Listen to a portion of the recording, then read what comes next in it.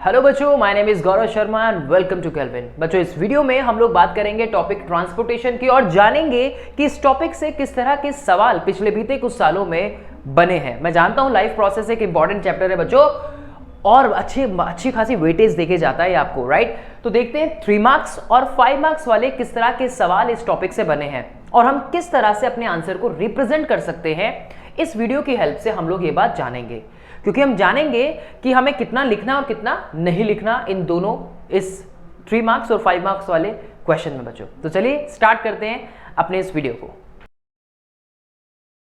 चलिए, तो पहला क्वेश्चन है यहाँ पे हमारे पास, राइट द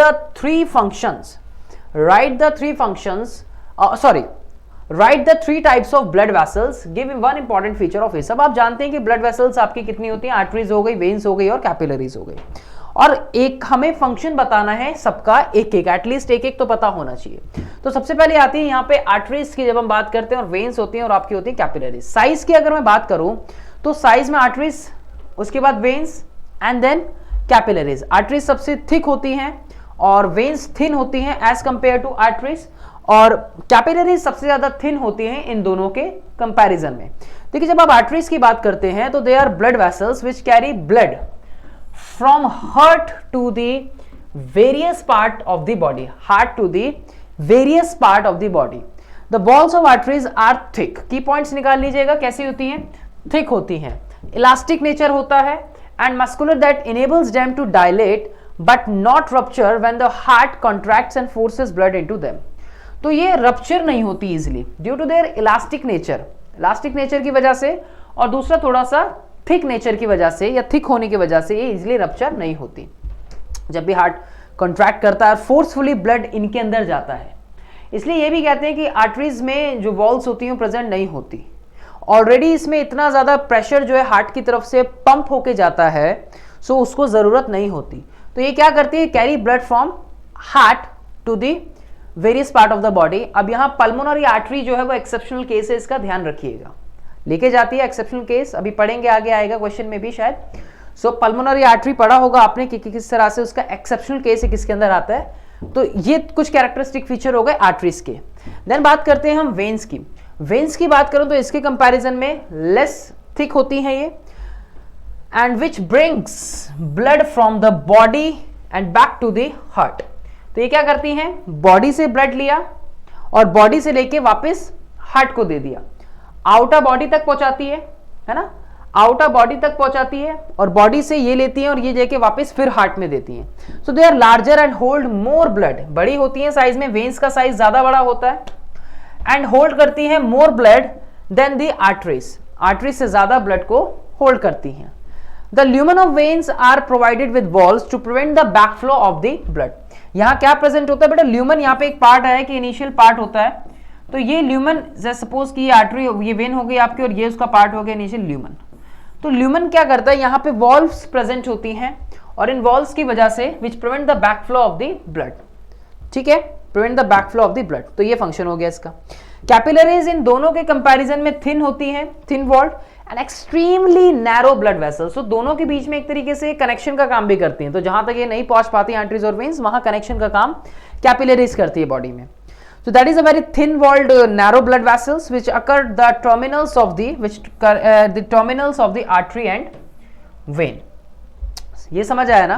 तो walls of capillaries are permeable to water. इनकी जो, अब ये पॉइंट है कि इनकी जो walls होती हैं, the walls of capillaries are permeable to water and dissolved substances so that the exchange of materials between blood and body cells can take place. Right? So क्या है कि जो कैपिलरी, जो वॉल्स है कैपिलरीज की, they are permeable to water. Water के लिए कैसी होती है, परमिएबल होती हैं, right, to and dissolve substances को डिसॉल्व करती है, that exchange of material between the blood and body cells can takes place. तो सेल्स तक ये पहुंच सके, जहां तक मैंने वही कहा ना कि जहां तक आर्टरीज नहीं पहुंच पा रही हैं वहां तक ये अपना काम करती है, जहां तक वेन्स नहीं पहुंच पा रही वहां तक ये अपना काम करती हैं। सिंपली आप इसको ऐसे याद रख सकते हैं। तो ये एक एक हमारे इनके फंक्शनिंग इसके अंदर हो गई। दूसरा, capillaries are thin walled and extremely narrow blood vessel, वही चीज इसके अंदर वापस से रिपीट हमें देखने को मिल रही है, ये हमें नहीं करनी। नेक्स्ट क्वेश्चन आता है यहाँ पे, जो कि 2019 में पूछा गया था, write two water conducting tissue present in the plants, जानते हैं वाटर कंडक्टिंग टिश्यू, राइट। और how does water enter continuously into the root xylem, किस तरह से वाटर एंटर करता है continuously into the root xylem में। तो यहां मैकेनिज्म आता है, दो वास्कुलर बंडल्स होते हैं जाइलम और फ्लोएम। यहां जो हम लोग बात करेंगे वो जाइलम के बारे में बात करेंगे, और अभी देखते हैं उसको। Explain why plants have low energy needs as compare to animals, plants को क्यों एनर्जी की रिक्वायरमेंट कम होती है एज कंपेयर टू एनिमल्स, उसके बारे में भी चर्चा करेंगे। तो सबसे पहले यहां पे दो चीजें जो जाइलम टिश्यू के बारे में पूछी गई हैं, present water conducting tissue present, दो बताने हैं आपको। तो सबसे पहला एक हो गया जाइलम ट्रैकिएट्स, और उसके बाद आ गई वेसल्स, यहां पे जाइलम ट्रैकिएट्स एंड वेसल्स। नाम बताने हैं सिर्फ आपको, are two water conducting tissues, जानते ना, जाइलम ट्रैकिएट्स हो गया, जाइलम वेसिकल्स हो गए, और जाइलम फाइबर हो गए, ये प्रेजेंट होते हैं इसमें। तो ये दोनों वाटर कंडक्टिंग टिश्यू का काम करते हैं जो कि प्रेजेंट होते हैं प्लांट्स में, और रैपिडली मूवमेंट ऑफ वाटर में अपना रोल प्ले करते हैं, ठीक है। और जब हम प्लांट्स की बात करते हैं, जब हम जाइलम टिश्यू की बात करते हैं, in xylem tissue vessels and tracheids of the roots, stems and leaves are interconnected to form a continuous system. ये सारे आपस में इंटरकनेक्टेड होते हैं जिससे कि ये एक कॉन्टिन्यूअस सिस्टम फॉर्म करते हैं वाटर कंडक्टिंग चैनल्स के लिए। जितने भी प्लांट्स के पार्ट्स जो होते हैं उसमें ये एक कॉन्टिन्यूअस सिस्टम बना रहे हैं, आपस में कनेक्टेड हैं, तो जिससे कि एक कनेक्टिंग सिस्टम फॉर्म होता है पूरे प्लांट बॉडी में। Minerals and water are needed by the plants, are absorb by the roots hair from the soil by the process of osmosis and take in minerals by the process of diffusion. तो basically दो function होते हैं इसके, जो xylem function आप देखते हैं water और मिनरल्स की ट्रांसपोर्टेशन में अपना रोल प्ले करता है जब हम जाइलम की बात करते हैं। उसी के बारे में यहाँ पे बताया गया है कि किस तरह से जो रूट हेयर्स हैं फ्रॉम द सॉइल से वो किस तरह से एब्जॉर्ब करते हैं by the process of osmosis and take minerals by the process of diffusion. So thus a difference in concentration of ions is created between the roots.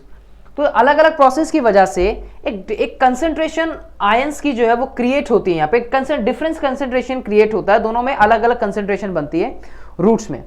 And the soil which enables roots, और soil में अलग अलग concentration form होती है that enable the water to enter into the roots to compensate the difference in concentration. The water along with dissolved minerals from root hairs passes into the xylem vessels through cell of the cortex, endodermis and pericycle, and then ascent of sap. Upward movement of water and mineral salts from roots to the aerial parts of the plant against a gravitational force takes place. So simply इसमें होता क्या है कि जब आप पानी डालते हैं पौधे में या प्लांट में तो किस तरह से हमें देखने को मिलता है, तो भाई यहाँ प्रोसेस जाइलम की हमें ज़रूरत है, जो फूड की हमें जो पानी की हमें ज़रूरत होती है। आपने पानी यहाँ डाला, आपने यहाँ पानी डाला, तो ये इन ट्रैकिएट्स और आपके जाइलम वेसिकल्स की हेल्प से ये एक अपर डायरेक्शन में मूव करता है अगेंस्ट जी ग्रेविटेशनल पुल। एक ग्रेविटेशनल पुल के अगेंस्ट जो है ये वाटर जो है अपर डायरेक्शन में मूव करना स्टार्ट करता है। यहाँ फोटोसिंथेसिस की प्रोसेस में कुछ लगभग 2 से 5% पानी जो है वो यूज किया जाता है, बाकी का पानी जो है वो ट्रांसपिरेशन की प्रोसेस के थ्रू निकल जाता है, जिसको आप इवेपोरेट हो जाता है, जिसको आप ट्रांसपिरेशन की प्रोसेस का नाम भी देते हैं। तो बेसिकली ये पानी को ट्रांसपोर्ट करने में जो कि एक रॉ मटेरियल का काम भी करता है फोटोसिंथेसिस की प्रोसेस में, ये किसकी हेल्प से, जाइलम ट्रैकिएट्स और आपका वेसल्स की हेल्प से जो है वो ट्रांसपोर्ट होता है। आपको इतना इसमें ध्यान रखना है, बहुत ज्यादा कहानी लिखने की जरूरत नहीं है, आपको सिर्फ ये मैकेनिज्म इसमें समझना है, बहुत ज्यादा कहानी नहीं लिखनी। हाँ, प्रोसेस आप इसमें लिख सकते हैं ऑस्मोसिस और डिफ्यूजन की, जो अभी हमने यहाँ पे बात करी। नेक्स्ट आप इसमें देखते हैं, नेक्स्ट जो हमारा क्वेश्चन था, आपको इतना ही लिखना है, बहुत ज्यादा कहानी इसमें नहीं लिखनी। So how explain why plants have low energy needs as compare to animals. So भाई प्लांट्स जो होते हैं ऑटोट्रॉफिक होते हैं, और दूसरी चीज की प्लांट जो होते हैं वो इमोबाइल होते हैं, है ना, यानी कि इमोबिलिटी शो करते हैं वो, है ना, इमोबाइल होते हैं। जबकि जो एनिमल्स होते हैं वो क्या, मोबिलिटी शो करते हैं, मोबाइल होते हैं, यानी कि one place to another place जाते हैं। और basically they are autotrophic and do not have to move from one place to another search for their food. जबकि जो, तो सिंपली आप इसका क्या लिख सकते हैं आंसर, कि प्लांट्स में लेस मूवमेंट होती है, जबकि एनिमल्स में ज्यादा मूवमेंट देखने को मिलती है, तो एनर्जी का कंजप्शन भी दोनों ही ऑर्गेनिज्म में ज्यादा अलग अलग होता है, एक में ज्यादा होता है और प्लांट्स में कम देखने को मिलता है। सो इसके अकॉर्डिंगली उनमें एनर्जी की डिमांड भी अलग अलग होती है। ठीक है, ये चीज आपको उसके अंदर लिखनी है। तो एनिमल्स हेटेरोट्रॉफिक होते हैं, तो अपने फूड के सर्च के लिए वो लोकोमोट करते हैं एक प्लेस से दूसरे प्लेस पे, ये चीज आपको इसके अंदर लिखनी है। तो वो आपको समझ आ गई होगी आई गेस।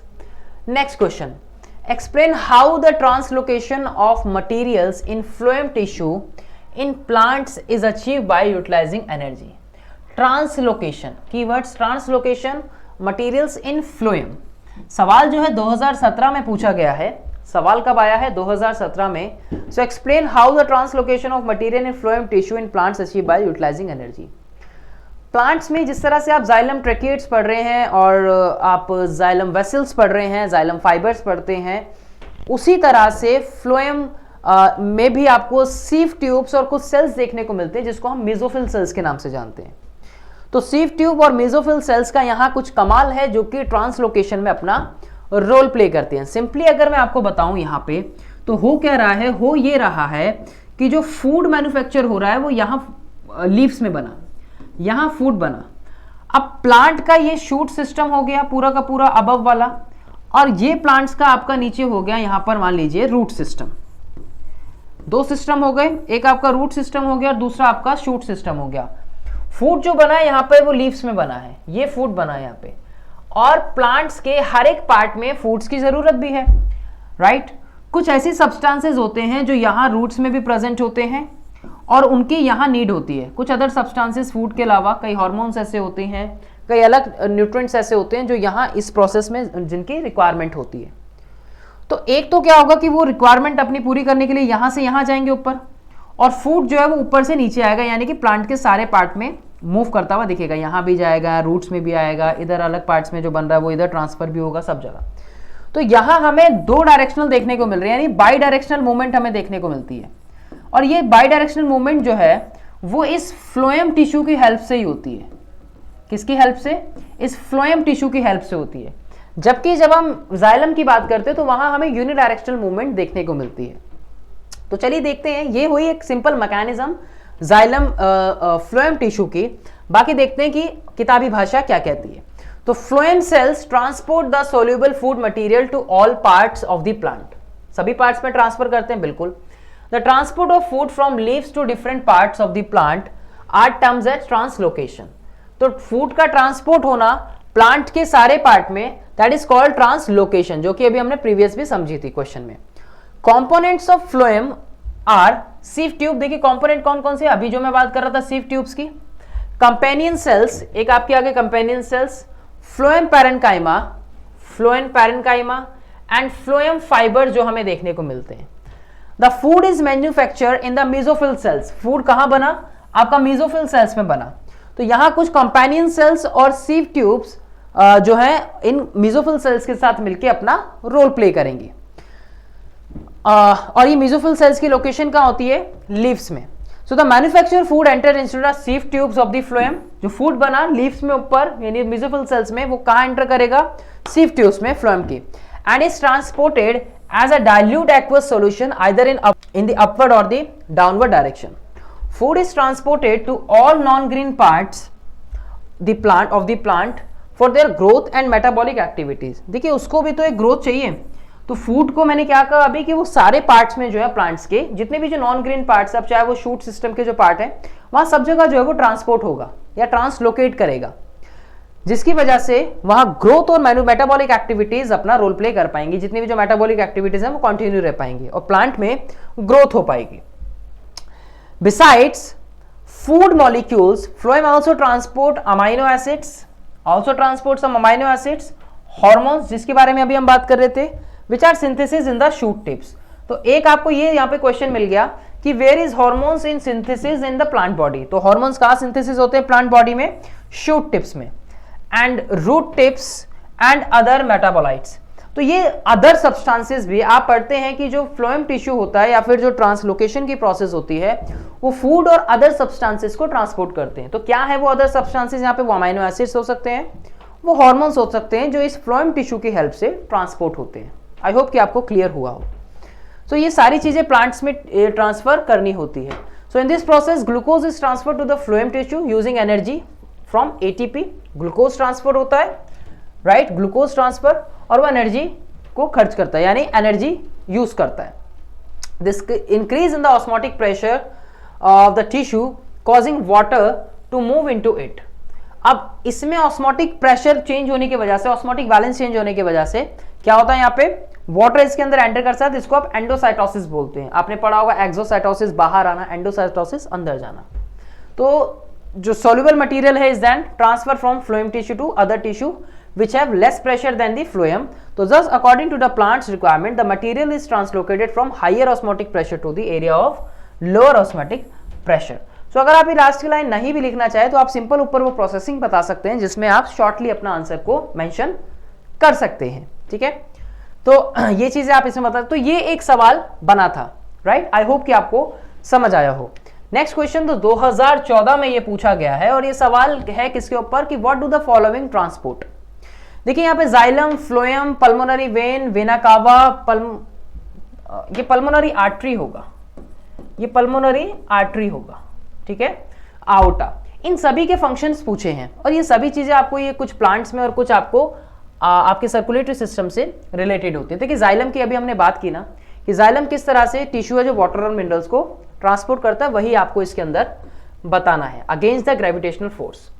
उसके बाद फ्लोएम टिश्यू के बारे में अभी हमने पढ़ा, तो फ्लोएम ट्रांसपोर्ट करता है फूड और अदर सब्सटेंसेस को बाई डायरेक्शनल वे में, अभी हमने पढ़ा इसमें हार्मोन्स हो गए, अमाइनो एसिड्स हो गए, ये सारी चीजें फूड जो है वो ट्रांसपोर्ट करने में अपना रोल प्ले करता है जो फोटोसिंथेसिस की प्रोसेस से बन रही है। नेक्स्ट इसमें आता है pulmonary vein. Pulmonary vein is present in human circulatory system, जैसे मैंने अभी आपको कहा कि बाकी की जो है वो सर्कुलेटरी सिस्टम से रिलेटेड है।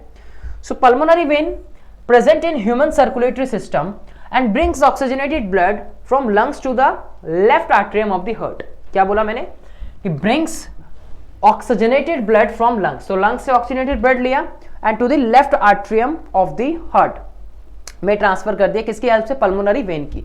देखिए ये एक्सेप्शनल केस है जो अभी हमने प्रीवियस क्वेश्चंस में भी बात की थी, हम लोग जब प्रीवियस क्वेश्चंस को डिस्कस कर रहे थे यानी कि शॉर्ट मार्क्स वालों को, तो वहां भी मैंने आपको बताया था कि ये एक एक्सेप्शनल केस यहाँ पे होता है, तो इसको आपको ध्यान रखना है।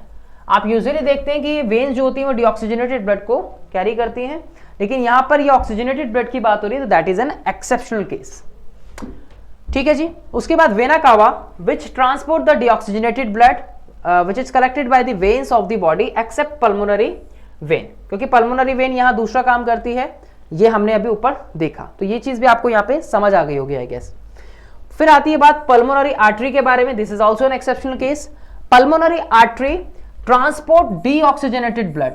अब आर्टरीज तो आपने डीऑक्सीजनेटेड ब्लड के लिए पढ़ा ही नहीं, तो यहां पर ये भी एक कैसा केस है, ये भी एक एक्सेप्शनल केस है जो कि आपको याद रखना है, ठीक है।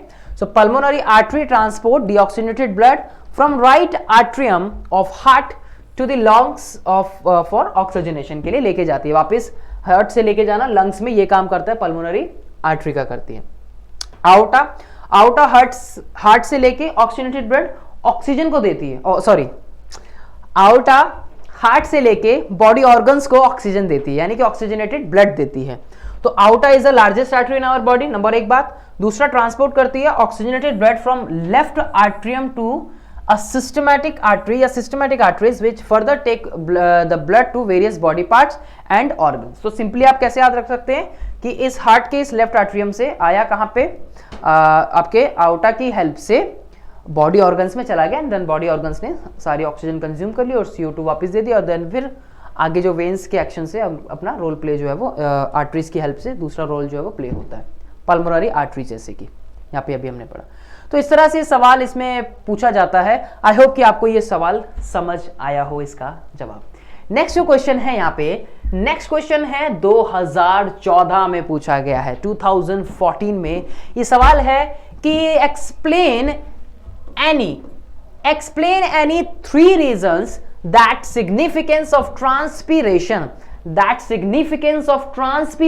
in plants, that significance of transpiration in plants। देखिए क्या सिग्निफिकेंस है ट्रांसपीरेशन इन प्लांट्स का, अभी हमने पढ़ा ट्रांसपीरेशन के प्रोसेस को, तो सिग्निफिकेंस क्या कहता है कि क्या महत्व है इसका, तो वो थोड़ा सा समझते हैं यहाँ पे।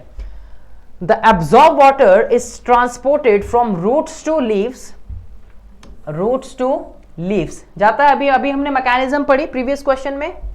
सो xylem vessels which is greatly influenced by transpiration pull, तो जाइलम वेसल्स की हेल्प से पुल होता है और आगे फोटोसिंथेसिस की प्रोसेस में जिस पानी की जरूरत होती है वो इस जाइलम टिश्यू की हेल्प से ऊपर तक पहुंचता है। The water stream moving Widal carries dissolved which carry dissolve minerals, तो आपको सिंपल याद रखना है कि वाटर जो है वो कैरी करता है एक डिजॉल्व मिनरल्स को with it, and transpiration also help in distributing these minerals through out the plant. तो क्या होता है, ये वाटर के साथ साथ मिनरल्स को भी यानी कि आयंस को भी ट्रांसपोर्ट करने में अपना रोल प्ले करता है। कई न्यूट्रिएंट्स होते हैं प्लांट्स में जो बच्चों, जैसे कि माइक्रो न्यूट्रिएंट्स और मैक्रो न्यूट्रिएंट्स। कई न्यूट्रिएंट्स की प्लांट को ज्यादा अमाउंट में जरूरत होती है जिसको मैक्रो न्यूट्रिएंट्स के नाम से जानते हैं। कई न्यूट्रिएंट्स ऐसे होते हैं जिनमें प्लांट्स को कम अमाउंट में जरूरत होती है जिनको माइक्रो न्यूट्रिएंट्स के नाम से भी जानते हैं। तो इनके अलावा कुछ आयंस जो हैं वो ट्रांसपोर्ट होते हैं इन्हीं में, और वो जाइलम टिश्यू की हेल्प से ही किए जाते हैं। The evaporation of water during transpiration provide cooling effect of the leaves। तो यानी कि टेम्परेचर रेगुलेशन में भी, प्लांट्स में टेम्परेचर रेगुलेशन में भी ये अपना रोल प्ले करता है, ध्यान रखिएगा। टेम्परेचर रेगुलेशन में भी ये अपना रोल प्ले करता है, तो इसकी हेल्प से टेम्परेचर रेगुलेट हो पाता है किसमें, प्लांट्स में। तो ये 3 पॉइंट्स पूछे गए थे, आई होप कि आपको ये समझ आए हो। देखिए 2021 में ये क्वेश्चन, 2011 में ये क्वेश्चन जो था वो पूछा गया है, और list in a tabular form 3 differences between arteries and veins. देखिए अभी हमने डिस्कस किया था कुछ क्वेश्चन में आर्टरीज और वेन्स में डिफरेंशिएट कि किस तरह से ये थोड़ी सी थिक होती हैं और ये थिन होती हैं एज कंपेयर टू आर्टरीज। कहाँ इलास्टिक होती हैं, वो थोड़ी सी लेस इलास्टिक होती हैं एक दूसरे के कंपैरिजन में। तो देखते हैं जरा कि हमें एक टेबल, ये टेबुलर फॉर्म आपको इसी तरह से लिखना है जब भी आप डिफरेंशिएट करें किसी भी क्वेश्चन में। आपको जब डिफरेंशिएट बोला जाता है तो आपको हमेशा टेबुलर फॉर्म के अंदर करना है, बच्चा ध्यान रखिएगा। तो आर्टरीज और वेन, तो arteries are the blood vessels which carry blood away from the heart. क्या करती है ये, अवे फ्रॉम द हार्ट, दूर लेके जाती हैं for distribution of the body, body के डिस्ट्रीब्यूशन, बॉडी में डिस्ट्रीब्यूट करने के लिए। Veins are blood vessels also, yes we know that brings blood from the body back to the heart, body back to the heart. तो ये body है और ये बॉडी से, ये मान लीजिए आपका हार्ट के ये 4 चैम्बर हो गए, तो ये लेके जाती हैं वेन्स। और मान लीजिए कि आपके हार्ट के 2 upper chamber is called the atrium and 2 lower chamber is called the ventricles. तो यहां से जो ब्लड बॉडी में जाता है वो आर्टरीज के थ्रू जाता है, ठीक है, जैसे आउटा की अभी हमने यहाँ पे बात की।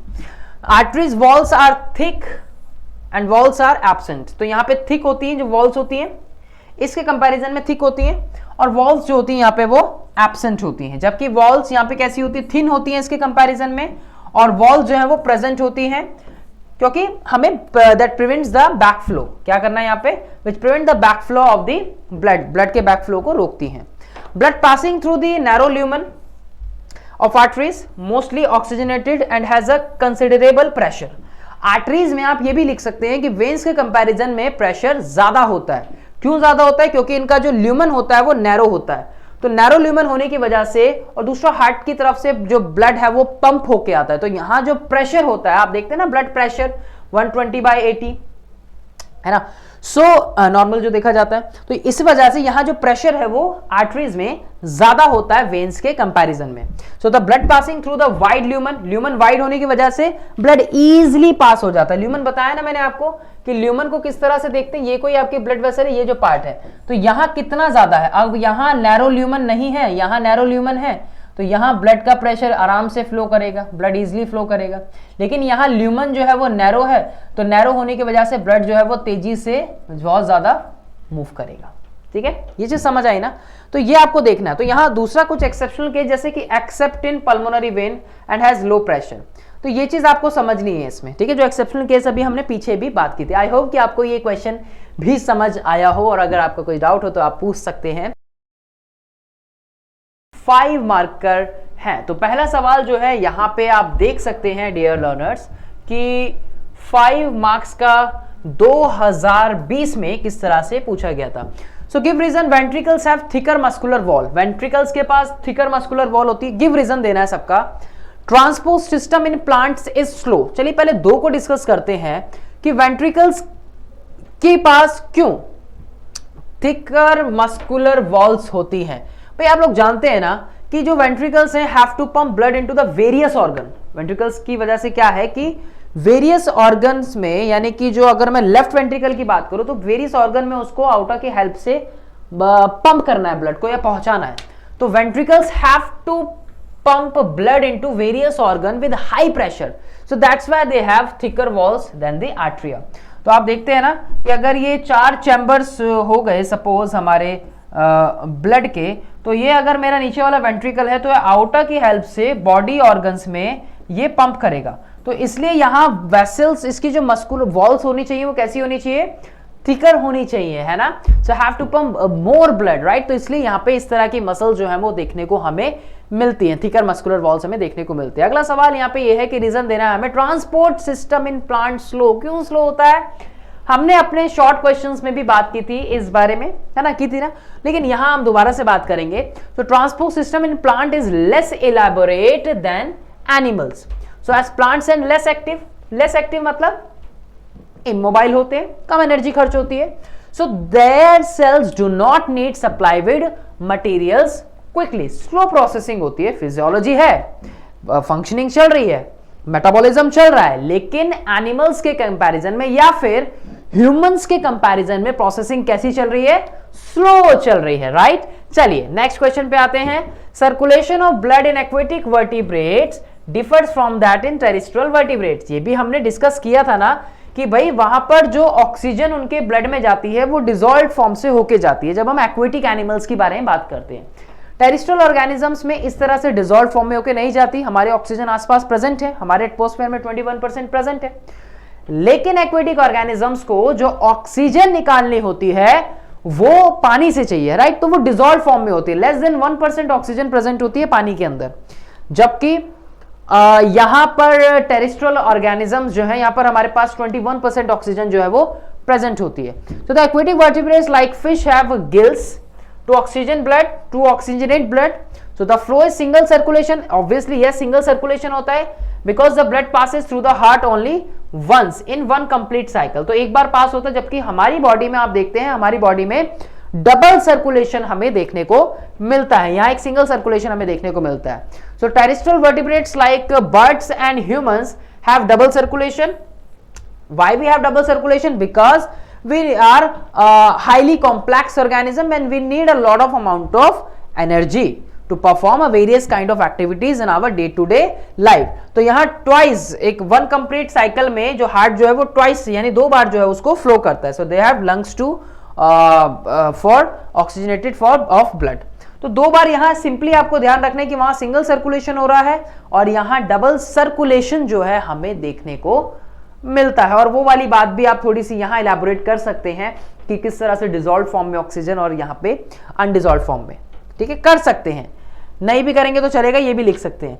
चलिए सो अगला जो सवाल पूछा गया है वो है कि during the day time water and minerals travel faster through xylem as compare to the night. मतलब भाई नाइट में कम ट्रांसफर हो रहा है मिनरल्स और वाटर का, जबकि डे टाइम पे ज्यादा हमें देखने को मिलता है। It is because during day time the rate of transpiration is high in the process during the process of photosynthesis, या फिर ड्यूरिंग द डे टाइम सन की प्रेजेंस में या सन की प्रेजेंस होने की वजह से, लाइट होने की वजह से जो इवेपोरेशन रेट है वो फास्ट हो जाता है, ठीक है। इस वजह से सिंपली हमें ये ध्यान रखना है इसमें।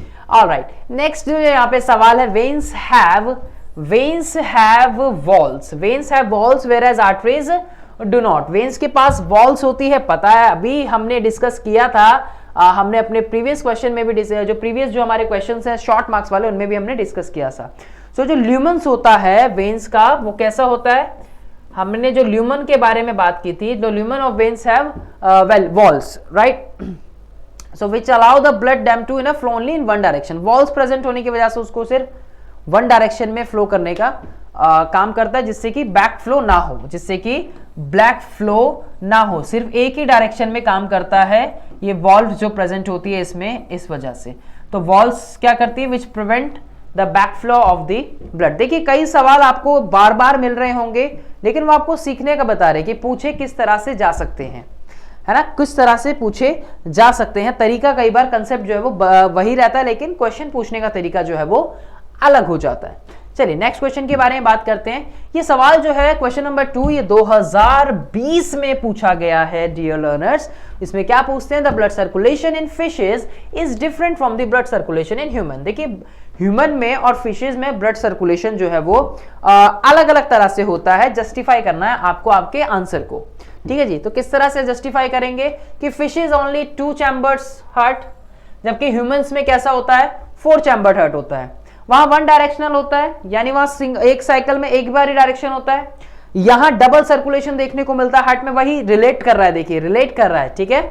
सो ह्यूमंस में डबल सर्कुलेशन होता है। इस टाइप के सर्कुलेशन को सिंगल सर्कुलेशन कहते हैं जो इनमें देखने को मिलता है। यहां जो सर्कुलेशन होता है इस टाइप के सर्कुलेशन को डबल सर्कुलेशन का नाम देते हैं। बहुत ज्यादा अमाउंट में एनर्जी की रिक्वायरमेंट होती है हमें, वहां ज्यादा एनर्जी की रिक्वायरमेंट नहीं देखने को मिलती, ठीक है। तो इस तरह से कंपैरिजन हम कर सकते हैं इसके अंदर, और जो प्रीवियस हमने पढ़ा वो भी आप इसमें लिख सकते हैं। पाथवेज बता सकते हैं ब्लड का, from the heart to the lungs and back to the heart, it is called the pulmonary circulation. और जब आप देखते हैं कौन सा सिस्टमैटिक सर्कुलेशन, तो 2 तरह का सर्कुलेशन यहां हमें देखने को मिलता है।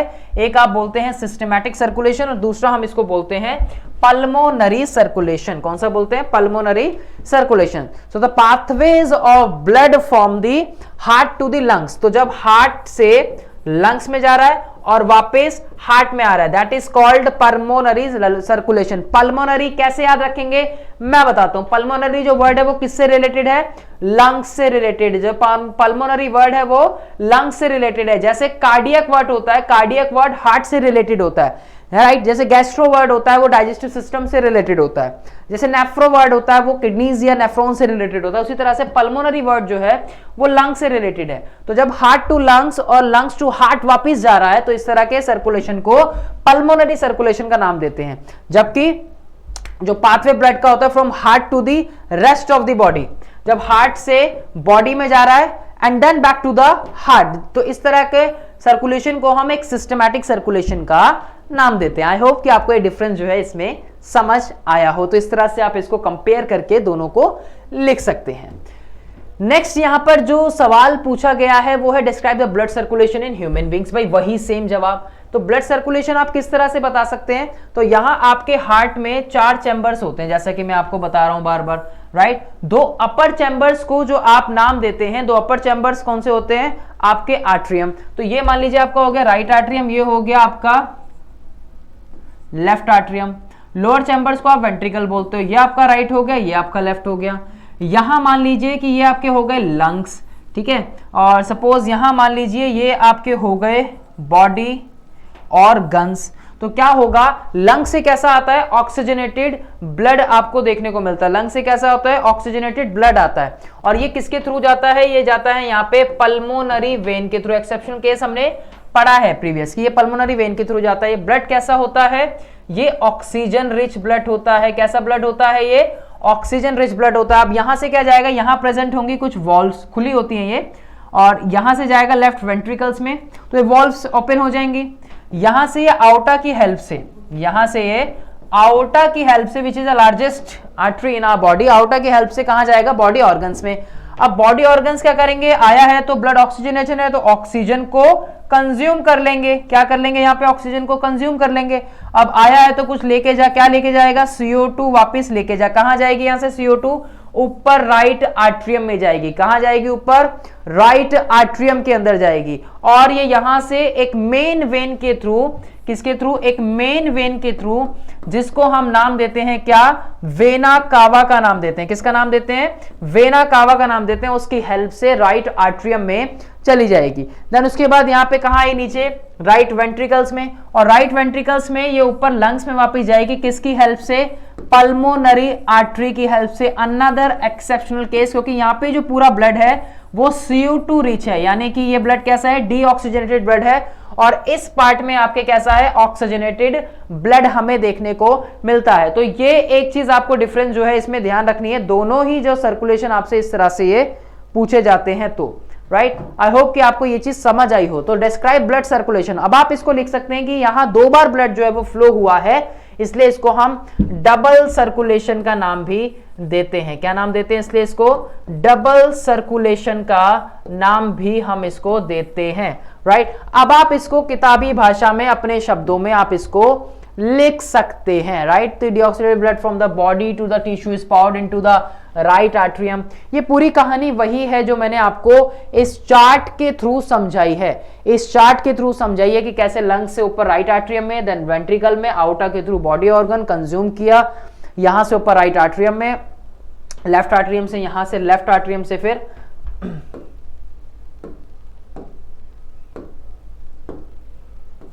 राइट। तो ये चीज आपको इसमें समझनी है और वापस से फिर यहां से कैसे नीचे मेन वेन के थ्रू, वेना कावा के थ्रू, ये चीज कुछ आपको यहां पर समझनी होंगी, राइट। तो आई होप कि आपको ये चीज भी समझ आई। 2020 में ये सवाल जो है वो लर्नर्स पूछा गया था, राइट। तो इसको नोट कर लीजिएगा, आप इसको देख लीजिएगा। देन आगे तो थर्ड क्वेश्चन आता है 2018 में, हम थोड़ा सा पीछे चले गए हैं और पूछा गया है mention any two components of blood. भाई ब्लड के कंपोनेंट्स आपको बताने हैं। ब्लड में लिम्फ मिलता है, ब्लड में प्लाज्मा होता है, ब्लड में आरबीसीज हैं, और सॉरी ब्लड में लिम्फ, आपका जो टिश्यू फ्लूइड है वो अलग है।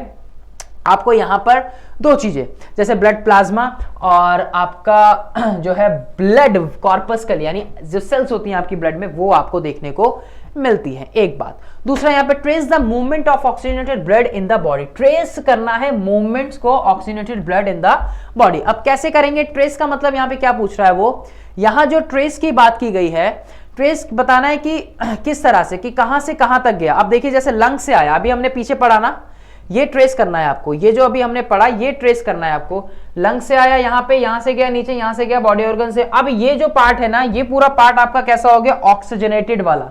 जबकि ये वाला जो पार्ट है वो कैसा हो गया? डीऑक्सी वाला। यही बस आपको उसके अंदर ट्रेस करना है। तो trace the movement of oxygenated blood कैसे करेंगे? कि लंग से कहां गया? पल्मोनरी वेन में, वहां से कहां गया? Left atrium of the heart में, वहां से आउटा के थ्रू आर्टरीज में, एंड देन बॉडी पार्ट्स में। अब इसके बाद वो डीऑक्सीजनेटेड बन जाएगा। ये आपने उसको ट्रेस कर लिया। नेक्स्ट पॉइंट जो पूछा गया है, नेक्स्ट पॉइंट क्या कहता है हमें? नेक्स्ट पॉइंट कहता है कि right the function of walls present in between the artery and the ventricles. तो किस तरह की वॉल्स होती हैं आपने पढ़ा ना अभी। वॉल्स क्या करती हैं? प्रिवेंट करती हैं ब्लड फ्लो को। ये तो पढ़ा आपने कि ब्लड वापिस जो है बैक फ्लो ना कर पाए, ये काम होता है किसका? वॉल्स का, right. So when blood is pumped, walls prevent back flow of blood between ventricles and arteria. They open and allow the right among the of the blood flow from one chamber to the other. वो ये देखती हैं कि एक ही chamber में जो है blood जो है वो ट्रांसपोर्ट करता रहे, ये चीज काम होता है। तो बैक फ्लो को रोकना। अगला सवाल जो यहाँ पे है कि right one structural difference between composition of artery. देखिए स्ट्रक्चरल डिफरेंस, जिस तरह का डिफरेंस पूछा जाता है, अगर वो फंक्शनल पूछे तो आप ऑक्सीजनेटेड और डीऑक्सीजनेटेड का बताओगे। अगर वो यहाँ पे फंक्शनल पूछता है, अगर यहां पर फंक्शनल सवाल पूछा जाता है तो फंक्शनल के तौर पे आप क्या बताओगे? कि एक डीऑक्सीजनेटेड और एक ऑक्सीजनेटेड, एक्सेप्शनल केस लगा के पल्मोनरी वेन और आर्टरी का। लेकिन यहां स्ट्रक्चर के बिहाफ पे पूछा जा रहा है, तो स्ट्रक्चर के बिहाफ पे जब आप फंक्शन बताते हैं तो veins have thin, less elastic, right structure. Arteries have thick, elastic, more, और मस्कुलर वॉल्स होती है with no walls, with no walls. जबकि यहां पे they have walls to prevent back flow of blood. तो ये इस तरह की छोटी छोटी चीजें आपको ध्यान रखनी है। बच्चे कई बार स्ट्रक्चर की जगह सीधा फंक्शन बता देते हैं, लेकिन फंक्शन किस तरह का पूछा है ये भी आपको ध्यान रखना है, राइट।